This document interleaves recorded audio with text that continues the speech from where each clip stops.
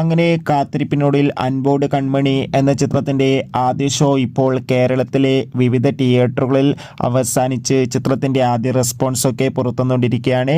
ആ ഒരു അപ്ഡേഷനാണ് ഇന്നൊരു വീഡിയോ ഭാഗത്ത് നൽകിയിരിക്കുന്നത്. വീഡിയോയിൽ മുൻപ് വീഡിയോ ലൈക്ക് ചെയ്യുക, ചാനൽ സബ്സ്ക്രൈബ് ചെയ്യാൻ വേണ്ടി ശ്രമിക്കുക. അർജുൻ അശോകൻ, അനഘ നാരായണൻ എന്നൊക്കെ പ്രധാന കഥാപാത്രങ്ങളായി ഇന്ന് റിലീസിനെത്തിയ ചിത്രമായിരുന്നു അൻപോട് കൺമണി. ഏവരും ഏറെ ആകാംക്ഷയോടെയായിരുന്നു ചിത്രത്തിൻ്റെ റിലീസിനായി കാത്തിരുന്നത്.